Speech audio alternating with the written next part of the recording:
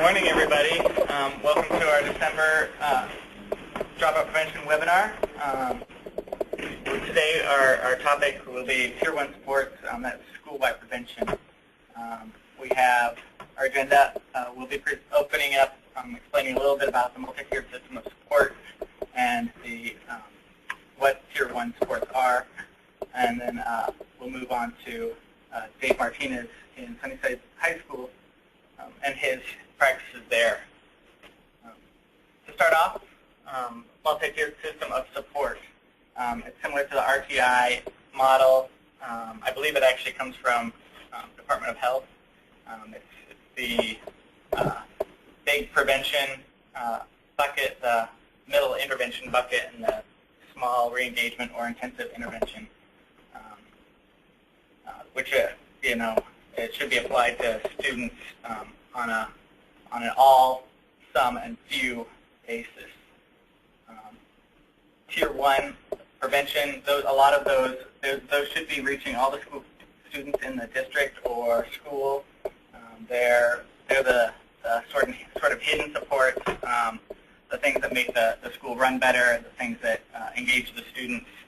So a lot of it's going to be, you know, instruction, Common Core standards, that type of stuff. A dropout early warning system could be viewed as a prevention technique because it's applied to all students. They're all on the watch list and operating that way. Dixie, do you have any other? Well, I would just add anything that deals with school climate and culture, family engagement, student engagement, just those kind of broad-reaching practices.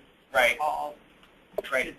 Thinking about those supports, not just from an academic standpoint, but the social-emotional end, anything that's going to help all your student body better succeed in the school. Does anybody have any questions on that? No?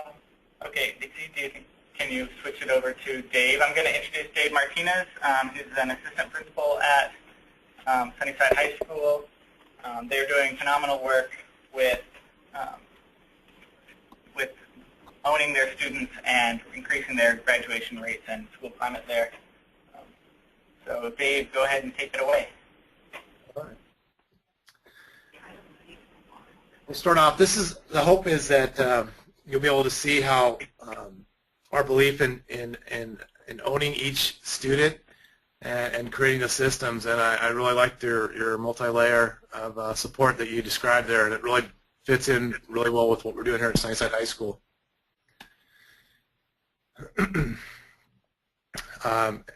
We've built our school around 3 areas, and that's relational trust, academic press, and social support.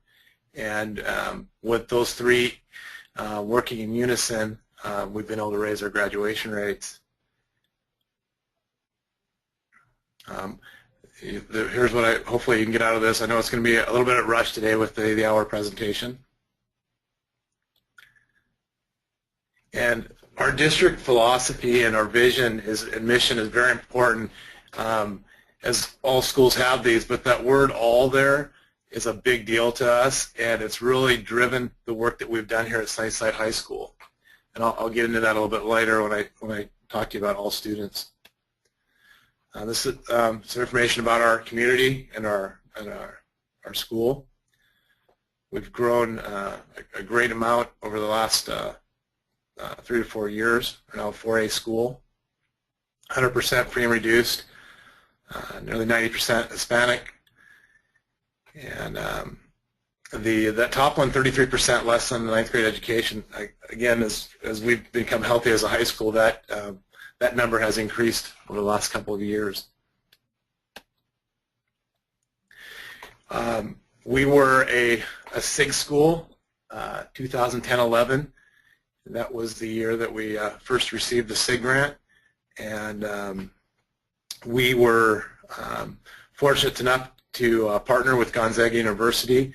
They allowed one of their professors to take a year sabbatical, and he came in and worked as our turnaround principal, and it really helped us create some school-wide systems and utilize that partnership with Gonzaga University to be able to access professors at Gonzaga and to be able to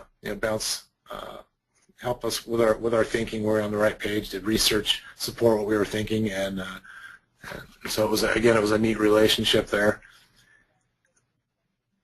Here's some of our graduation trend data. You can see there's been a huge jump.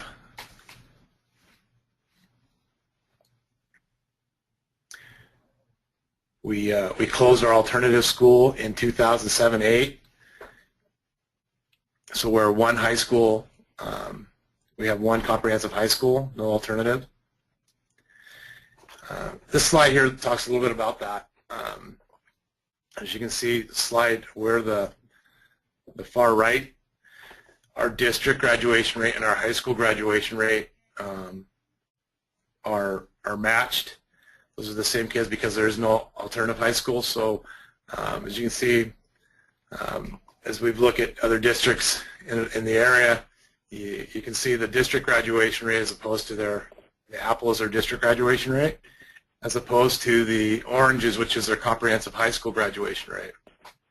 And if you think back to the slide I showed previously, where we were at 48-49%, if we would have had an alternative school at that time and we were able to say our comprehensive high school was at this rate, there was a point on that slide that talks about realize there's a need to change. If we would have been at 80% or 75%, even if our district rate would have been down at 50, we wouldn't have really, as a building, as a staff, teachers, even students, not really seen the need to change.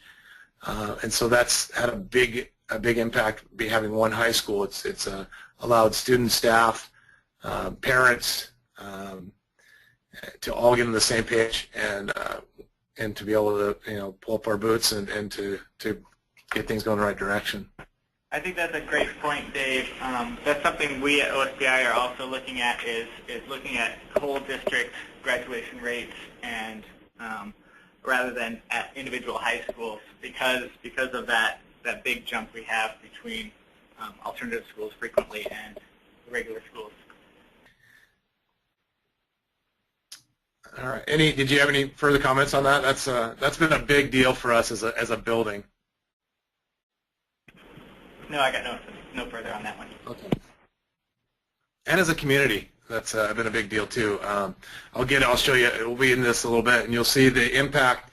Again, it's not just one thing that our school has done, but our community too, and we'll see some huge results of that. This is the one that, and this slide can get a little bit confusing, and really, it's talking about 2010-11. So the yellow were kids that we've lost pre-systems, and then the red were those that we lost after. And in that first year, we the good thing about it was that we knew we didn't have very good systems in place, and we kind of joke with ourselves, the graduation rate was what it was, and we did a very good job of helping that graduation rate be as low as it was. It was our staff we haven't had a huge turnover in our staff. Admin is nearly the same as it was prior to the SIG, but it just shows the impacts when you put a system, school-wide systems in place, the impact it can have.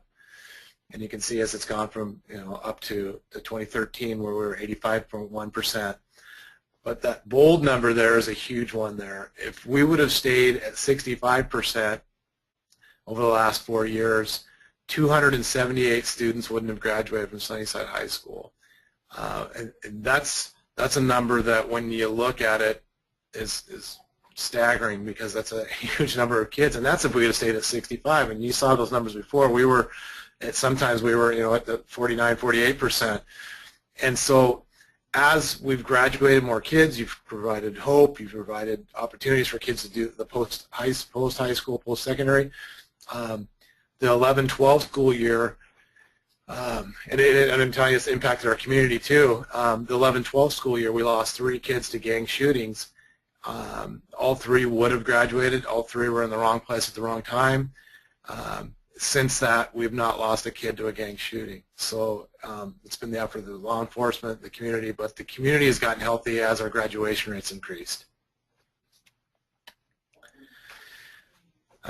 This slide here talks about it's Glickman, and this is a big one that really had an impact on our admin team the first year of the SIG.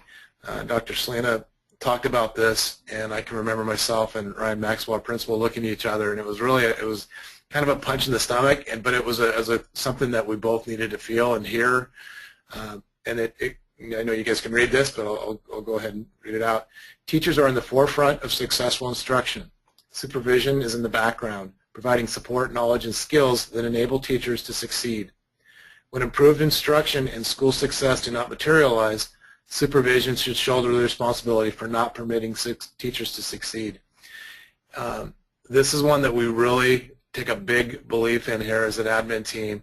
You know, you hear saying when students aren't being successful, if you look at look at teaching, but you have to really look at why are the teachers not being successful, and if it's because the leaders aren't creating school-wide systems to be put in place. And so that was a big belief for us. When we started providing that school-wide support for our instruction or for our teachers, they then gave that support to the students. The way we've structured our building, each of our assistant principals are basically mini principals in the building. We each have a different area. For example, mine, I have the science department and the counseling department, and this is the one where Glickman, that quote gets put into play, is my teachers and my counselors' success are my successes, and their failures are also my failures. So my PGPs, all those things, my principal value are tied to my teachers and my counselors' success and failures. And when I'm in the classrooms with the teachers or meeting with the counselors or the PLCs, there's that relationship that is key for this to happen. And this is just some of the ways how we, as an admin team, we monitor how we're doing. We're trying to always measure outputs, not just activities. In our admin, we meet twice a week as admin for an hour. We keep them, one is on how are we doing in our different gardens, how are we monitoring that, and then the other one is helping us in our instructional practice. This slide here, this talks about the importance of doing school-wide systems first. A lot of times you'll hear to start from the inside out, but we believe in creating a school-wide system first, and that's what we did the first year. We had to make sure that we had a truancy program. We had to make sure that we had created a place for students to get academic support.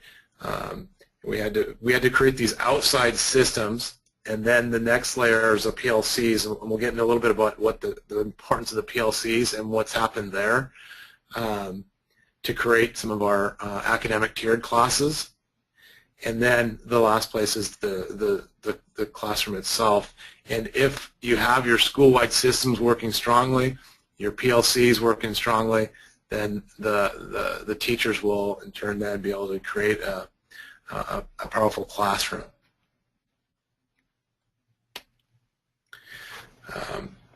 And that efficacy and that belief that we helped our teachers to gain because of the support that they received.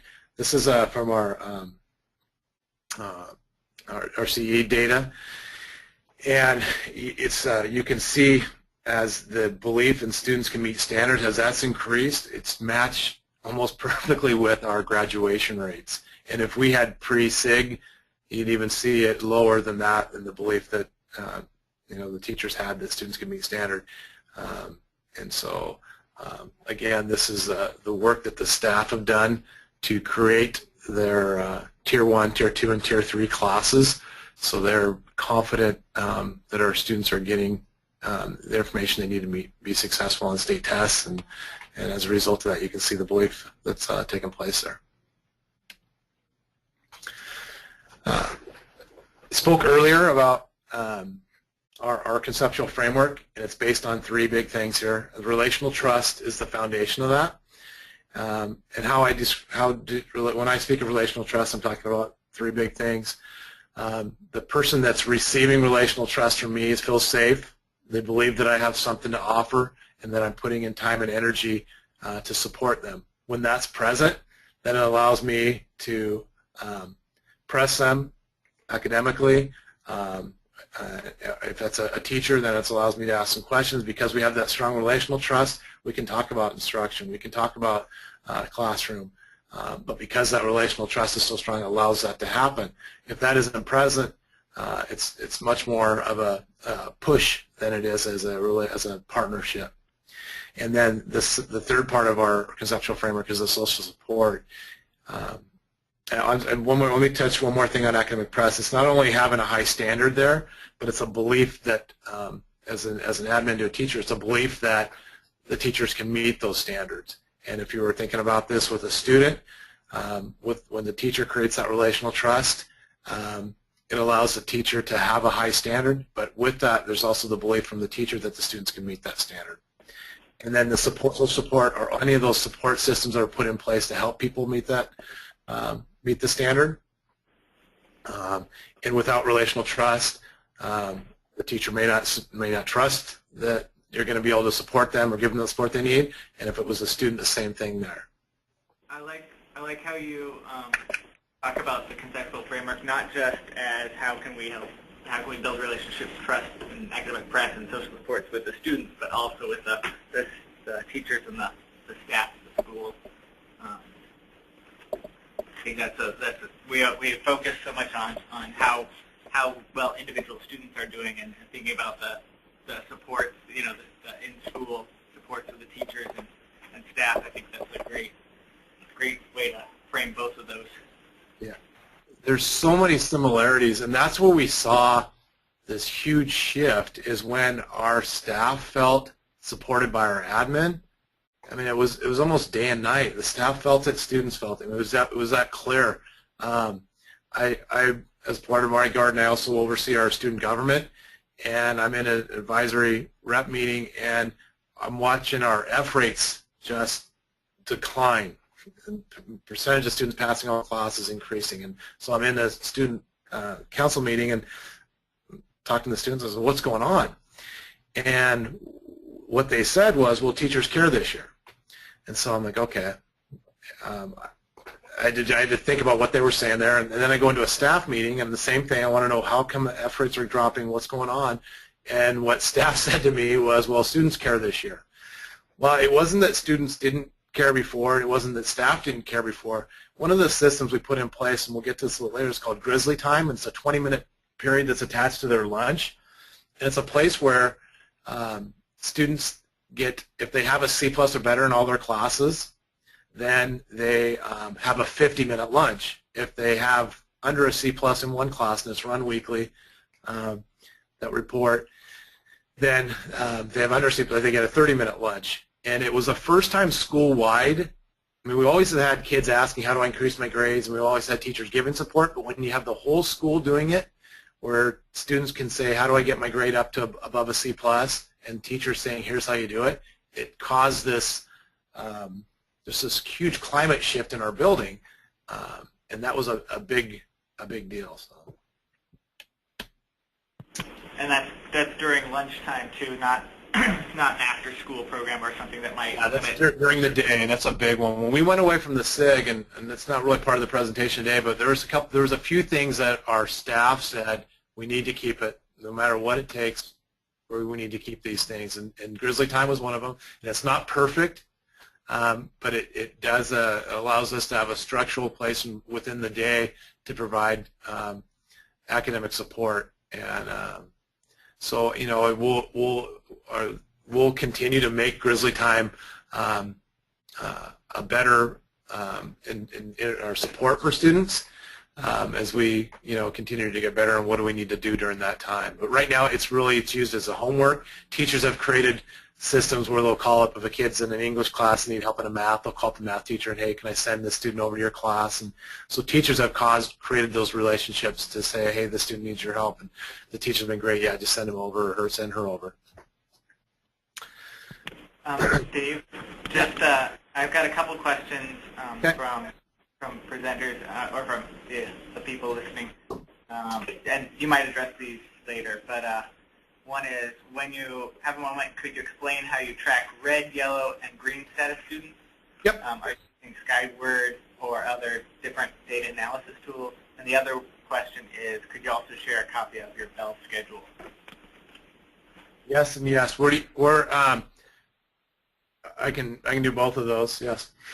Red, yellow, green we'll get into in a little bit, and the Bell schedule. You tell me where to send it, I can do that. Thanks. Okay. This slide, this is important too, very important. The district office played a big role, because somebody had asked me before, it might have been you, Rhett, that could you do this alone without the district? And at first you're thinking, well, sure, but when I really gave some thought to that, there's absolutely no way.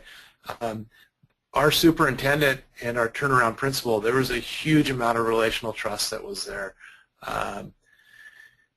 because he had to allow that principal to really be able to make some changes within the systems we were doing, and so that piece had to be present. And then because of that foundational part, the district office had to support and did things differently. It wasn't about pulling the principals out of the building, 2 or 3 times a week. It was about leaving the principals in the building to do the work in the building where it needed to be done, and that was a big thing, is allowing the principals to stay. And so that's what this slide's trying to show. And then when they allowed the principals to stay, they were able to stay in the building and give the teachers the support. Again, this is just talking about the importance of the big three, and how many places, if you'll read about, if they focus on just academic press, they're not as likely to be successful. And if they just have social support, the same thing can happen there. You really need all three in place to be able to make an impact on our students. This is all of our behavioral management, our social emotional systems, our academic systems. Everything is based around relational trust, academic press, social support. I remember going through an activity where we kind of put all the different support systems we had out there, and it wasn't tied to anything. And as we were able to tie it to the big three, we were able to be more intentional, because there was a lot of duplication of work that was being attempted, not by anybody trying to do anything bad, but just it wasn't connected. And when we were able to connect it to the big three, we were able to stop duplicating things we were trying to do in different places, if that makes sense or not. These are kind of matches that slide that you'd shown earlier, Rhett, and these are our levels of support for students. So you can see there's several of them. We have our Tier 1 supports where all students are getting them. We have our Tier 2 that we have some students getting, and then we have our Tier 3 support programs that are very few are getting. So our breakdown, again, perfect RTA model would be 75, 15, and 10, and we shoot for that as best we can. Nice. And I think something that sometimes these graphic images sort of leave out is that those kids in the yellow and the kids in the red, they're receiving all of those services, or they're having access to all of those services above their point as well. It's not just they aren't just getting the Bridges or American Academy stuff, they're also receiving, all the prevention stuff. They have access to all the Tier 2 stuff. And, absolutely. Absolutely. That's important. One of our beliefs is that, and this is from the district all the way through this building for sure, is that if you give us a freshman, starts at our door, we believe that we can help that student get to graduation. Because we feel like our systems are all so tight that we can do that, and if we can't, then we should be held accountable for that student not graduating. And you've seen our demographics and you see our socioeconomic status here in this building. We really believe that, and if we can't get them to graduation, then we're okay with being held accountable for that.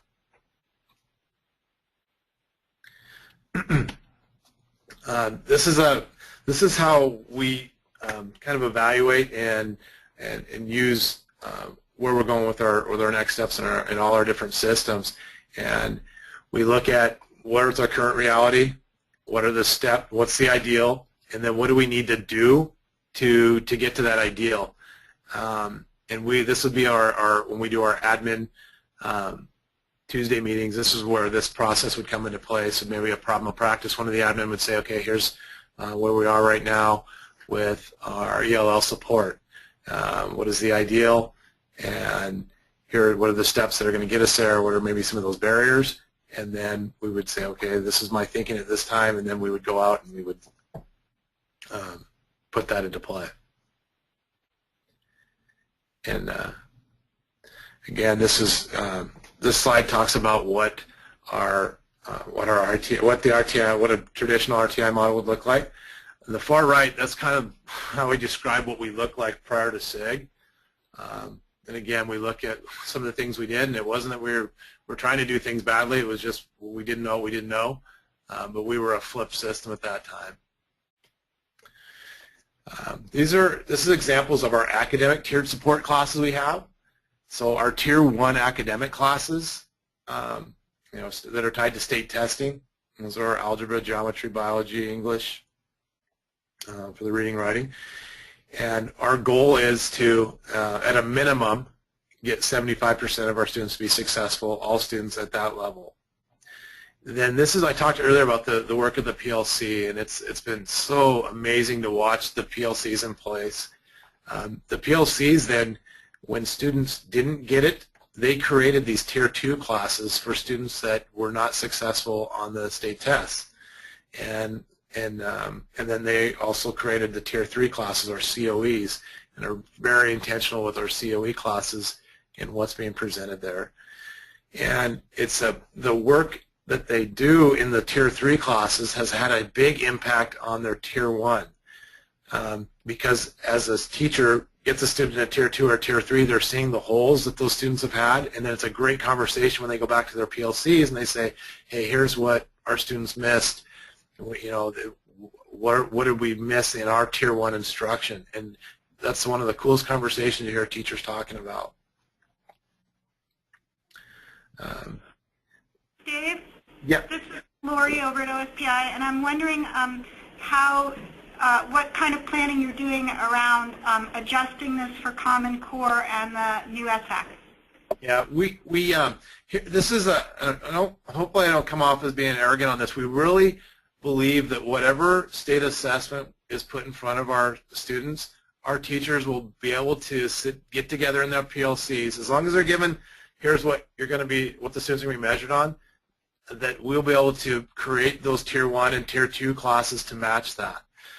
The trick is being able to get what does it look like soon enough so that we can prepare our students for that. And we've been doing the Common Core conversation probably about 3 years.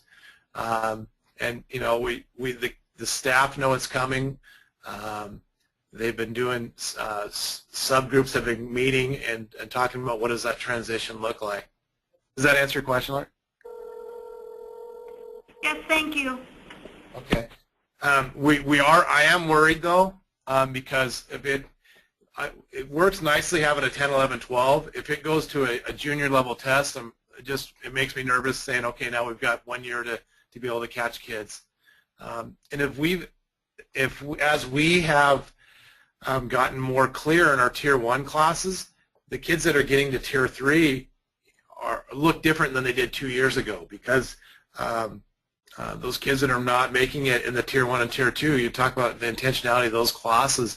It's truly our our level 1 and 2 kids that either attendance-wise or learning, whatever it might be, is those kids. It's just been it's a different type of support those students. And if we only get 1 year to do that, it does make me a bit nervous. Does that make sense? Yes, it does, and I think that your nervousness is shared by many. Okay. This slide here talks about, and this is this year's senior class, and I'm working on making this a bit more clear, but it just talks about, so their sophomore year, the class of 2015, 71% met reading, 77 met writing, math was 72. Then we were at 36 in bio, and I'll show you some good news to come out of this. Biology, I'm so glad at the end of that year they created, it's called Ecology. It's a Tier 2 class for students that didn't meet standard. And then you can see the amount of percentage students that are in the Tier 3 classes for this year. And then this is the junior class. So you can see now that green is getting larger. Again, our goal is to be set minimum of 75% Tier 1. So this year's juniors as sophomores, the year of the test, this is how they did. And you see what bio did there. That was a big deal. And that was really the work that PLC put together.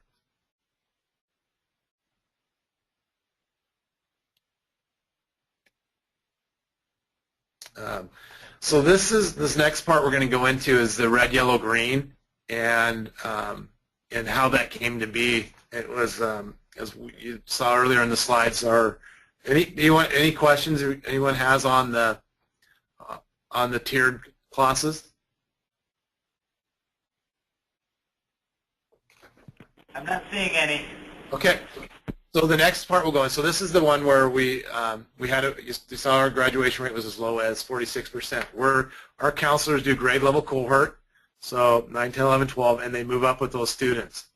Well, at the time we were 50% graduation rate, you can imagine that senior's life, that senior case counselor's life that year, if they have 150 kids off track and 150 students on track, trying to manage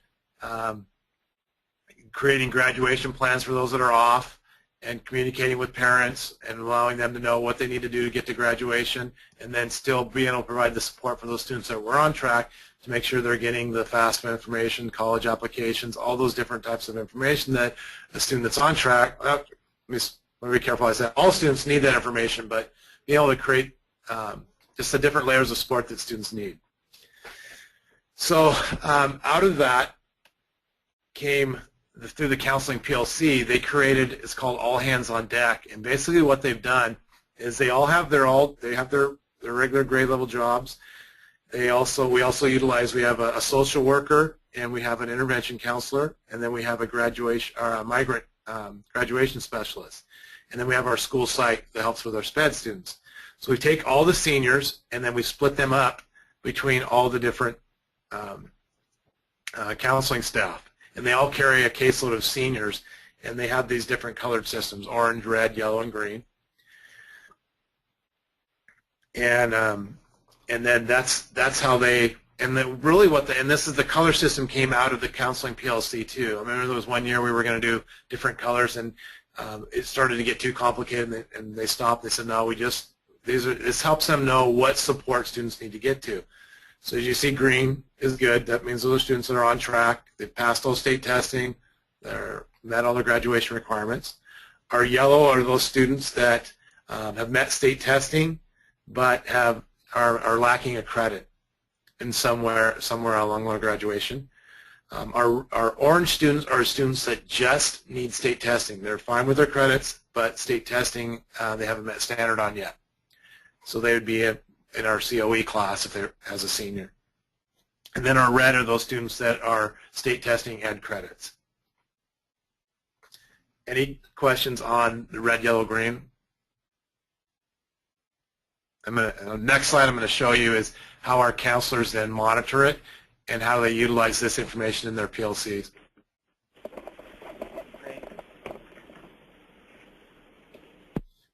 Okay, so then they had to figure out next how to monitor their students over time, and it's been cool because as most people know, the counselors aren't tied to the TPET model. However, our counselors from the very beginning of SIG said, listen, we want to be able to tie ourselves to graduation and how we can support teachers. So they fit very nicely with criterion 3 and 6 on student growth, subgroup and whole group. And we've played with the idea the senior counselor is kind of like the head coach. So he or she has all the seniors, and then the subgroup can be the different caseloads that are on there. And then this year we played with the idea each of them have a red, yellow, green, and orange group of students. Their whole group of AHOD caseload is their whole group, which is criterion 6, and then their subgroup would be the different colors, because the different colors need different types of support. They all need that eyeballs on you, but a red student needs may need a little more push than say a bright green. Not always, but sometimes that happens. So it's been cool to see our counseling staff really tie themselves to what the teachers are doing with the TPET.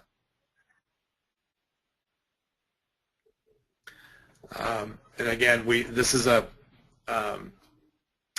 philosophy of our admin team, building teachers. So trying to measure outputs at all times, not just monitoring activities. We do a weekly data dashboard that has, and I'll show you next a snapshot of that. This is in our admin PLC. We look at this, and then our staff get this each week also. And so they would look at, this is just a snapshot. It would have a percentage of all students passing classes. It has by department. It has attendance on there. Just different information that staff would want to know. And so that's kind of gives the teachers kind of a big picture. And then in the back is their individual Fs. The students that are failing their classes are on the back of that data dashboard we give them. And again, that's because of the strong relational trust that's been built between our admin and our staff to be able to have conversations. And it starts the conversation usually as, is there somewhere where school-wide we're missing these students? Is there support that we need to make sure we're helping you with? And then as that relationship, that conversation taking place, and staff are looking at those students that are not being successful, and it usually will spur on a conversation with the staff and the student saying, hey, we need to see you after school for Grizzly Time 2 or office hours, whatever it might be.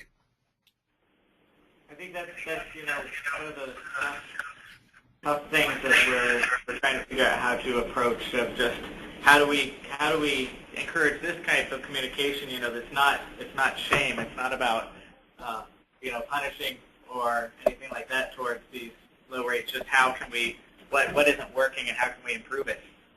Yeah. The reason we were able to have those conversations, though, is because we put school-wide systems in place. If you didn't have the school-wide systems in place and you go to a teacher and have that conversation, that probably would come a lot different.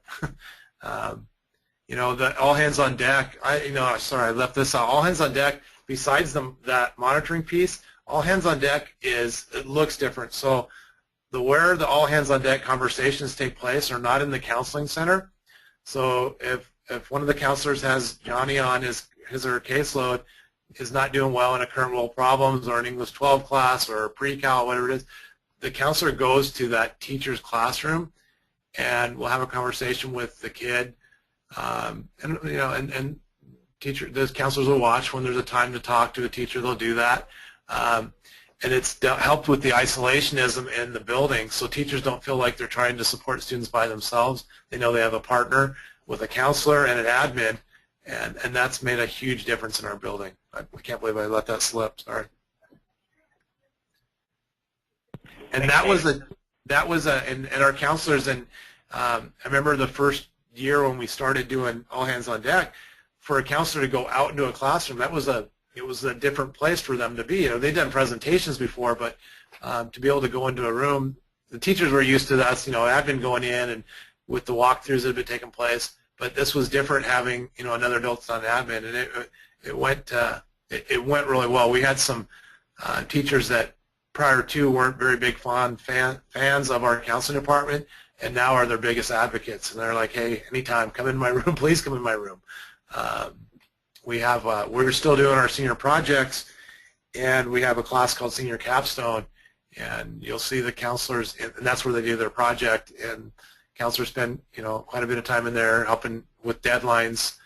We do a thing where during Grizzly time, if they haven't met a deadline, counselors will stay in there and help kids create plans to be successful. Which all goes back to your point about the relational trust amongst just your staff members there too. And this is just one of the quotes I got. This was pretty cool. We just got done with one of our in-services. It was September. Such a blur for the beginning of this year right now, but one of our teachers came up after we'd done a whole group session, and I just got done going through our red, yellow, green, and kind of our tiered support classes with our staff, just helping everybody become familiarized with it again. And one of the English teachers came up to me and said, hey, you got to read this paper. And this was a girl that had transferred in this year, was off track, and she wasn't off track by very far. But what she was told, and I'm sure the adult that said this to her at the school she came from didn't mean to be putting up a barrier to her, but what she was told there was you had two options, a GED or an alternative school, and neither one of them were what she wanted to do. She wanted to walk with her class. And so the cool thing about this is I know that the system's working because I hadn't met this girl. She was put in the right classes. She had been plugging away and was being academically successful. And it was October before I even knew that this student was in place. Prior to systems, I'd worked with the counselor firm. I probably would have known who the student was. And so, again, it just helps me see that the systems are working fairly decently. So that kind of wraps up the PowerPoint. There's a lot of information. Any questions that are resonating out there? Dave, I'm just wondering how much of this gets communicated to parents or community members and what that looks like. Quite a bit. We do an 8th grade transition. We could spend time just talking about our transition plan right now. We'll start that when we come back from break with our middle schools.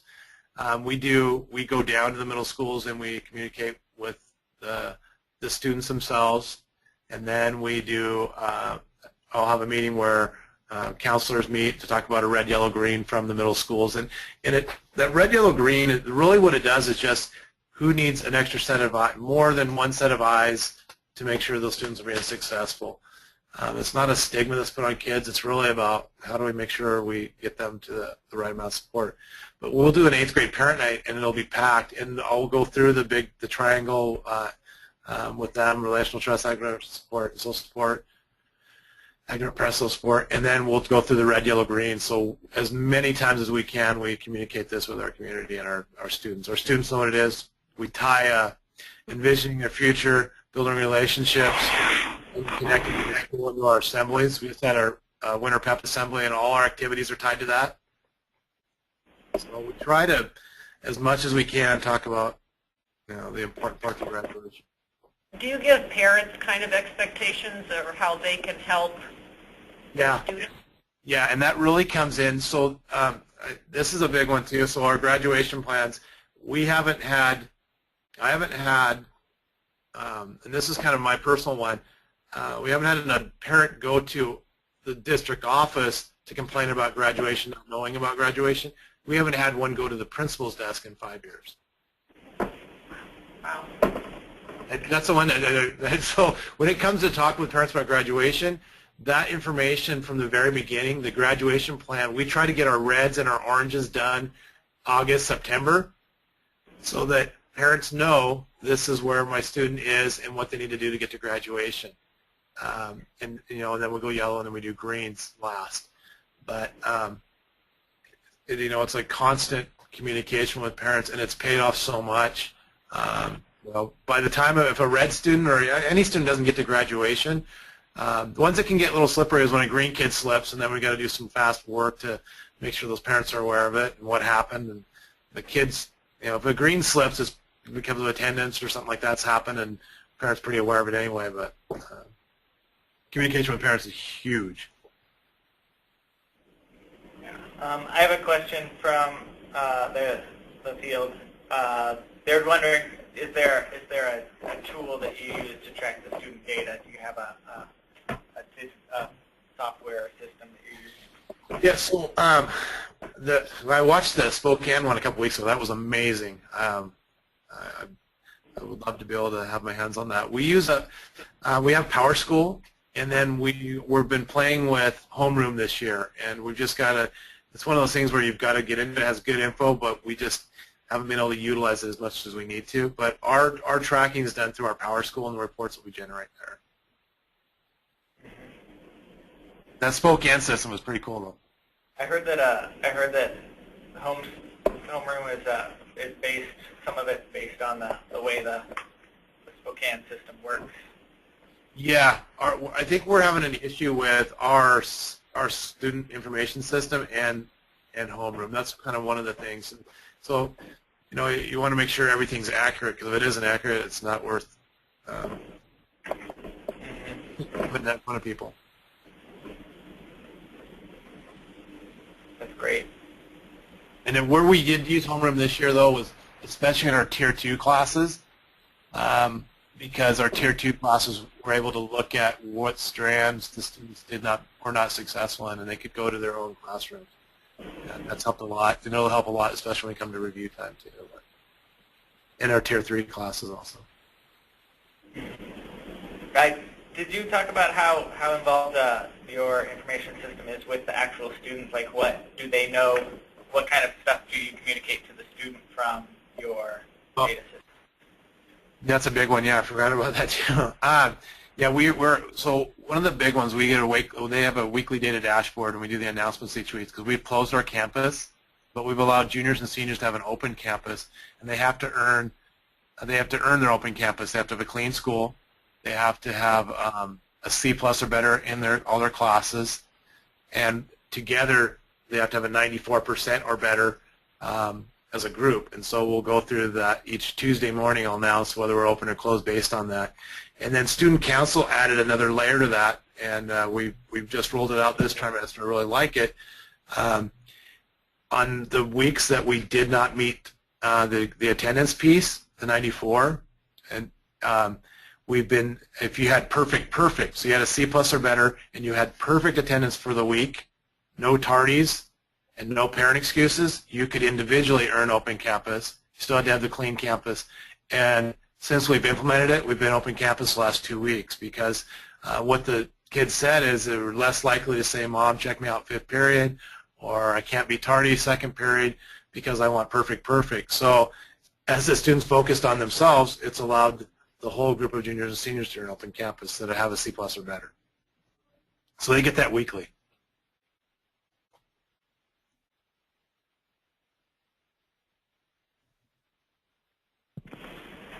Doesn't sound like we have any other questions at the moment. Dave, this has been great. There's a lot of information here, a lot of good tips on how your district is. Are you okay with people contacting you directly, or do you want them to do it through me if they have further questions? Either way, Rhett, we can go either way. Great.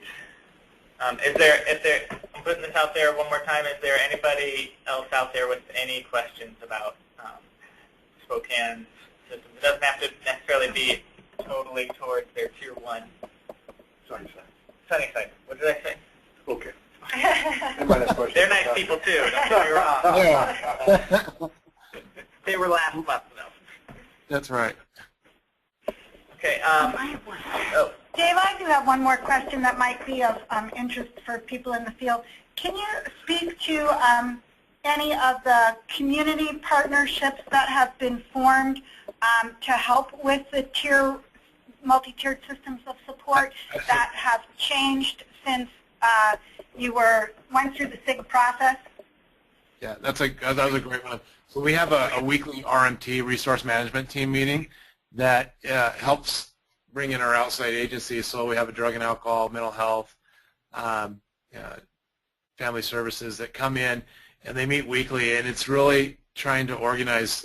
If there's things that we can't handle internally, then those are the external resources that we utilize to provide support for our students. And that's been neat to see outside agencies being willing to be held accountable to provide the services that our students need to get to graduation. Great. I actually had one more question, or I did. It's eluded me now. Yeah, it's gone. So I would like to mention that we have another one of these next month, third Wednesday of the month. I believe it's the 21st of January. We'll be talking about Tier 2 support. So some of those strategic interventions, group interventions, that type of stuff that would help students or your school climate or whatnot. Look forward to seeing you guys there, also from 10 to 11 a.m. Any more questions or anything, please don't hesitate to contact me at OSPI. I'm the one that sends out the email every month. So rhett.nelson@k12.wa.us. And that's it. Thanks, everybody, for attending, and see you next month. And thanks, Dave. All right. Have a great one. Have a great Christmas. Thanks. You too. Bye-bye.